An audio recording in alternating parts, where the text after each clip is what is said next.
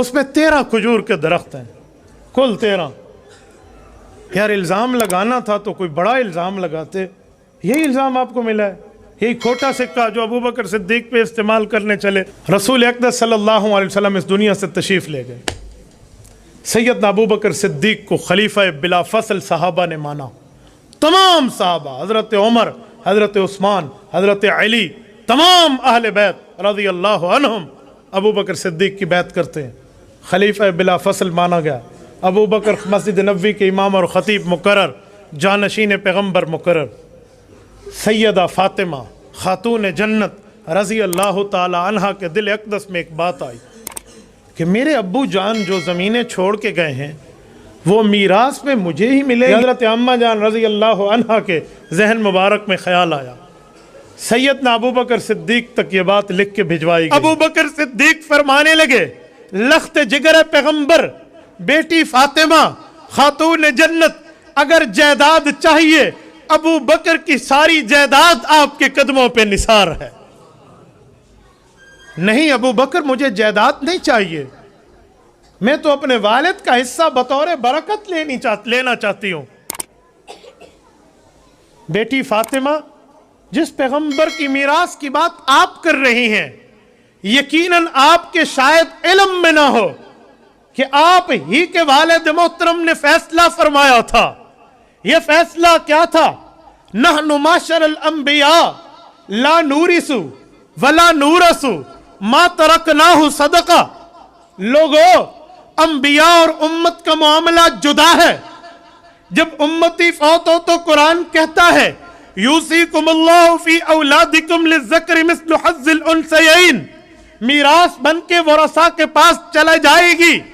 لیکن جب نبی فوت ہوتا ہے ما ترکناہ صدقہ، میراث جائیداد نہیں بنتی، وہ تمام زمین امت پر صدقہ ہو جاتی ہے۔ کیا پیغمبر کا فیصلہ یہ نہیں تھا؟ حضور نے خود میراث اپنی نہیں رکھی، نہ مداخلت فیصلے میں آپ کریں نہ مداخلت فیصلے میں میں کروں۔ آپ بتائیں کیا چاہتی ہیں؟ حضرت فاطمہ رضی اللہ عنہا فرماتی ہیں ابو بکر جو آپ نے رسول اللہ سے فیصلہ سنا ہے اسی فیصلے پہ عمل کیجئے۔ جنگ لڑ کے آئی ہے رسول کی بیٹی، فتح کر کے آئی ہے نبی کی بیٹی، چہروں سے نقاب اتار کے آئی ہے، حقیقت حکومت عیاں کر کے آئی ہے۔ دربار میں آ کے بی بی کھڑی ہوئی، پردہ لگ گیا، تخت کی طرف سے آواز آئی، کیا لینے کے لیے آئی ہے بنت پیغمبر؟ مصاحب نہیں، فضائل سنیے گا بی بی، کیا لینے کے لیے آئی ہے بنت پیغمبر؟ اتنا کہنا تھا، میری شہزادی کی آواز آئی، میری جاگیر فدق سے میرے عامل اٹھا کے حکومت نے اپنے سپاہی کیوں بھیجے؟ حاکم نے تخت سے کہا کہ اس لیے ہم نے بھیجے، ہمارے پاس نبی کی ایک حدیث ہے، نبی نے فرمایا کہ ہم جو گروہ انبیاء ہوتے ہیں ہم نہ وارث بنتے ہیں نہ بناتے ہیں۔ اس حدیث کا سہارا لے کے ہم نے اس جاگیر پہ قبضہ کر لیا، کیونکہ نبی کہہ کے گئے تھے کہ ہمارا وارث کوئی نہیں ہوتا، لہذا ہمارے پاس حدیث تھی، ہم نے تیری جاگیر پہ قبضہ کر لیا۔ جو جوان بیٹھو بی بی کا مقدمہ سننے کے لیے آئے، میری شہزادی پردے کے پیچھے بولی، کیا کہنے؟ پہلا بار کیا میری شہزادی نے حکومت کے چہرے پہ۔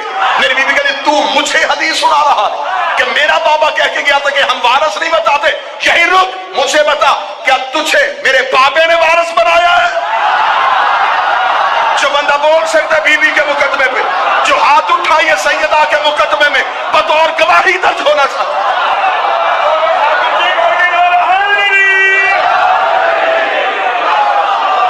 مجھے بول کے بتا،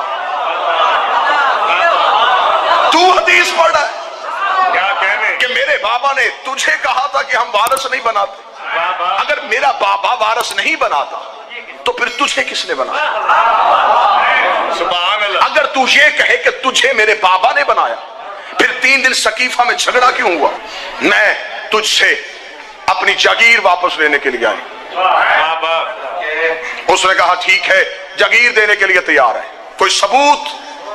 بی بی نے تحریر رسول پیش کی، مقدمہ سننے کے لیے تیار ہے، رسول کی تحریر پیش کی گئی، تحریر کو پڑھا گیا، بغور مطالعہ کیا گیا۔ وہ خیبر کے یہودیوں کے ہاتھ کی لکھی ہوئی تحریر تھی کہ یہ ایک باغ نہیں تھا، 40 لاکھ دینار سالانہ آمدنی آتی تھی رسول کو یہاں سے۔ اس کے اندر 7 باغات تھے، 40 کنویں تھے، کئی چشمے تھے، بہت بڑی جگیر تھی، یہ پوری ایک پٹی تھی۔ یہ خیبر کے یہودیوں نے نبی کو لکھ کے دی تھی۔ یہودیوں کی تحریر تھی کہ یہ ہم مسلمانوں کے رسول محمد ابن عبداللہ کو دیتے ہیں۔ نیچے نبی نے نوٹ لکھا ہوا تھا کہ یہ میری ذاتی جگیر ہے، میں اپنی بیٹی فاطمہ کو دے رہا ہوں۔ اور نبی نے اس تحریر میں لکھا تھا کہ میں حکم قرآن دے رہا ہوں، کیونکہ خدا نے کہا تھا اعتزل قربا، اپنی قریبی عورت کو اس کا حق دے۔ اگر بیٹیاں 4 ہوتی تو اس جگیر میں وارث ہوتی۔ آج بندے کہتے نہیں جی وہ اصل میں بی بی کا حق نہیں بنتا تھا۔ اگر حق نہیں تھا تو خیبر فتح ہوا ہے 7 ہجری میں، رسول دنیا سے ظاہری طور پہ گئے 11 ہجری میں۔ 4 سال یہ جگیر نبی کے پاس رہی۔ اگر اس میں امت کا حق تھا نبی نے دیا کیوں نہیں؟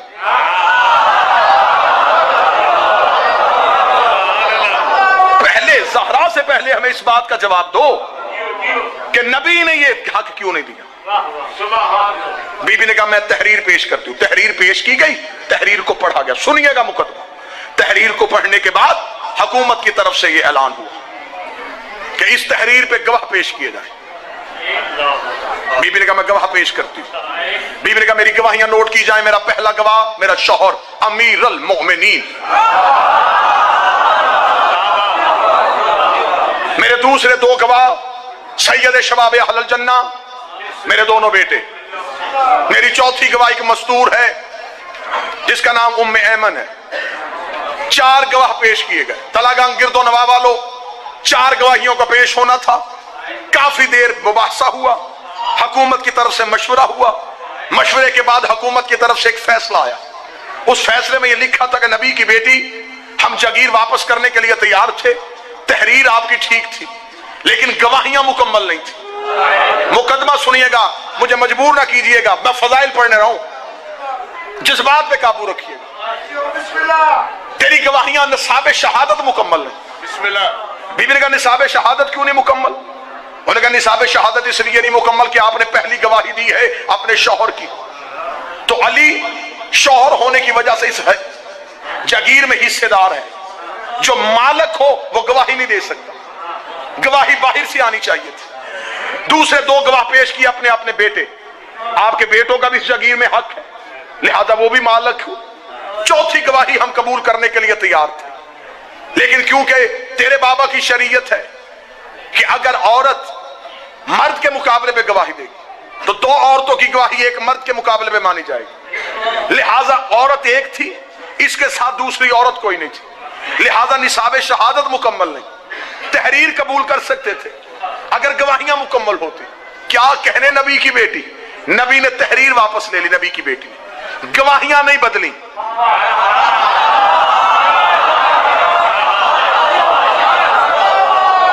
گواہیاں نہیں رسول، بی بی گواہیاں بدل سکتی تھی۔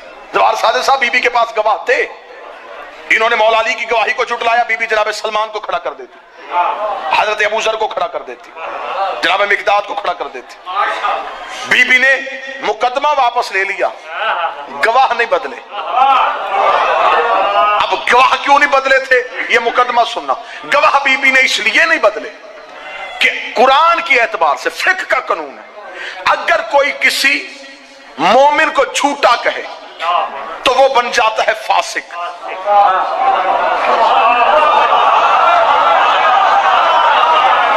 بحث کرو ہم سے، بلاؤ ہمیں سپریم کورٹ میں، ہم تمہیں زہرا کا حق منوا کے آئیں۔ جو کسی مومن کو جھوٹا کہے قرآن کہتا وہ بنتا ہے فاسق۔ فاسق نماز پڑھ سکتا ہے، پڑھا نہیں سکتا۔ فاسق چاند کی شہادت نہیں دے سکتا، فاسق نکاح میں بطور گواہ نہیں بیٹھ سکتا، فاسق طلاق کے سیغوں میں بطور گواہ نہیں بیٹھ سکتا، فاسق عادل نہیں رہتا۔ اگر کوئی کسی سچے مومن کو جھوٹا کہے تو قرآن کی نص سے وہ بنتا ہے فاسق، اور معاذ اللہ ثم معاذ اللہ اگر کوئی قرآن کو جھوٹا کہہ دے تو وہ فاسق نہیں بنتا، कुरान कहता वो बन जाता है काफिर, फिर उसे दोबारा कलमा पढ़ने की जरूरत होती। क्या कहने, नबी की बेटी तो इतनी बड़ी जंग लड़की आई है कि तेरी मसलहत जमाने की समझ में नहीं आ गई।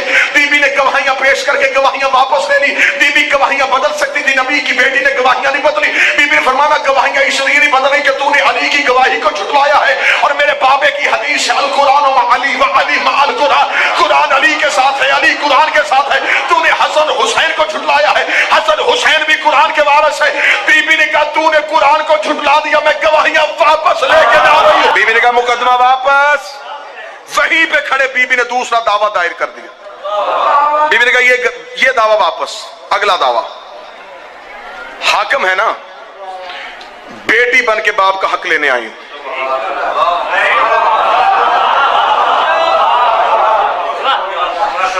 मालकन वाला दावा वापस ले लिया। अब एक बेटी है, उसके बाबे क्या एक जगीर का टुकड़ा है। बतौर हाकिम क्या फैसला करेगा कि वो बेटी को मिलनी चाहिए या नहीं? उसने कहा बेटी को तो मिलनी चाहिए क्योंकि मजबूरी थी। अगर कहते कि बेटी का हक नहीं होता तो फिर कई अपने हक भी रखवाने पड़ते।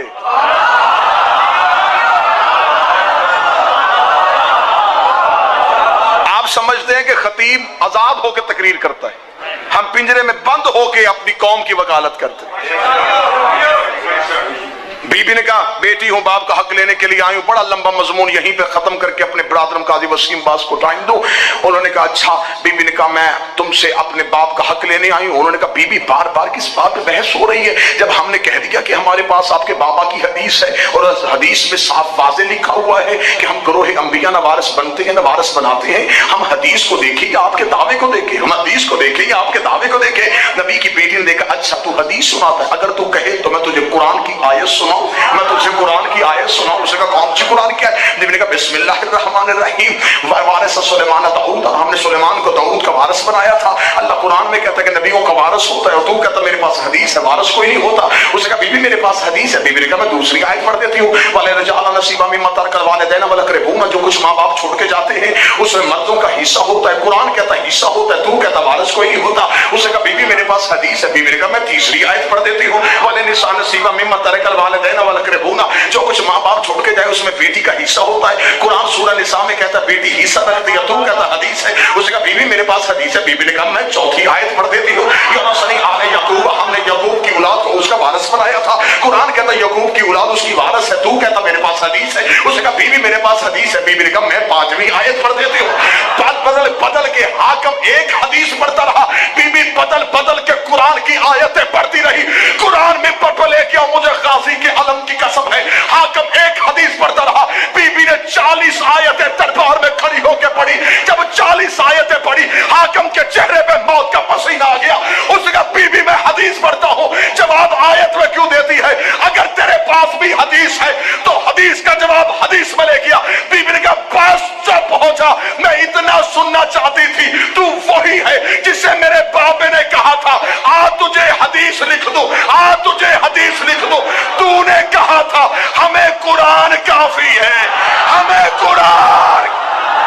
तारीख इस्लाम के चेहरे पे ये ऐसा बदनुमा धब्बा लग गया जिसे बाद में कोई भी तारीख का मोहर्रख नहीं मिटा सका। कितना बड़ा धब्बा और कितनी बड़ी बददियानती कि जिसके खिलाफ मुकदमा था वही जज था।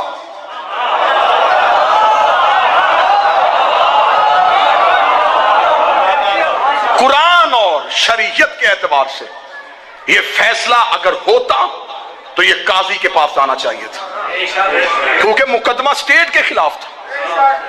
जहां स्टेट के खिलाफ मुकदमा हो वहां स्टेट फैसला नहीं कर सकती।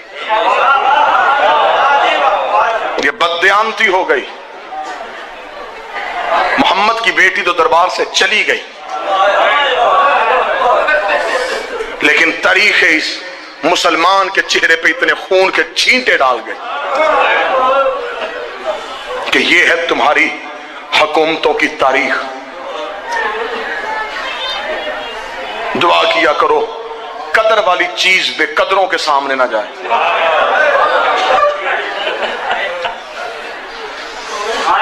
यूसुफ कदर वालों के सामने जाता तो खोटे सिक्कों में ना बिकता। यूसुफ की कीमत पूछनी है तो कोई यकूब से पूछे। काश चली जो गई थी दरबार में, काश मिंबर पे रसूल होता और फातिमा कुछ मांगती, फिर नबी बताता कि खाली वापस भेजता या कायनात झोली में डाल के भेज। अगर कोई मेरा अहले सुन्नत भाई मेरी गुफ्तगू को सुन रहा है तो मैं रसूल की रिसालत का वास्ता, तो मैं नबी की नबूवत का वास्ता मेहमान हूं, अज़ादार हुसैन हूं, ज़ाकिर शबीर हूं। आज है 3 जमादियो सानी, कुरान सर पर रख मैं गलत पढ़ूं, क़यामत वाले नबी उम्मत में से ना उठाए, अली अपने विलायत के मानने वालों में से ना उठाए, हुसैन अपने अज़ादारों में से ना उठाए। सुन्नी भाइयों के लिए जुमला कहने लगा हूं,